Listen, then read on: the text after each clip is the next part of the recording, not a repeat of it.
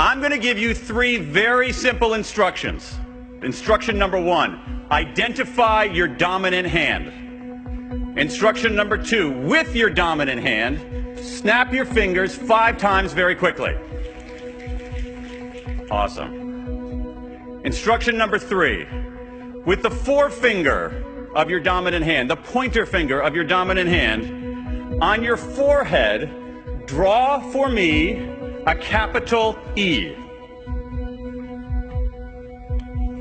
Excellent. This is an experimental technique that social psychologists have used since the early 1980s to measure what's called perspective taking, the ability to get out of your own head and see things from someone else's point of view. Snap your fingers 5 times quickly. What's that instruction about?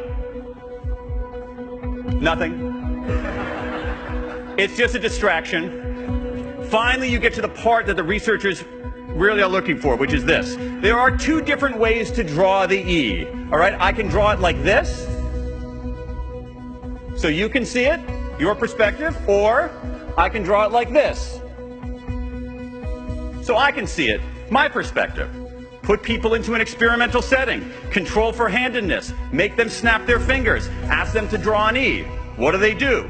Do they take their own perspective? Or do they take someone else's perspective? If you drew the E from your own perspective, it doesn't mean you're a bad person.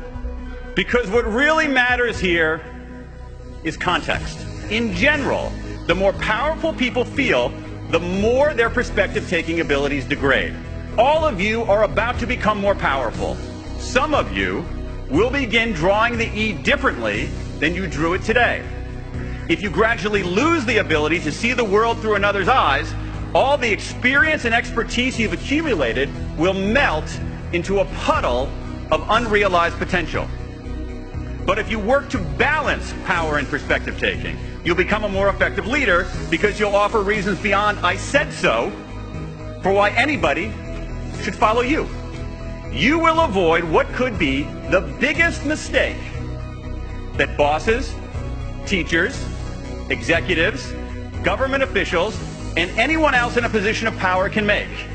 And the mistake is this: thinking you're the smartest person in the room. If you think you're the smartest person in the room, you've just proved that you're not. Believing that you're the smartest person in the room, trust me on this, never ends well. Remember the lesson of the E. Argue like you're right, but listen like you're wrong.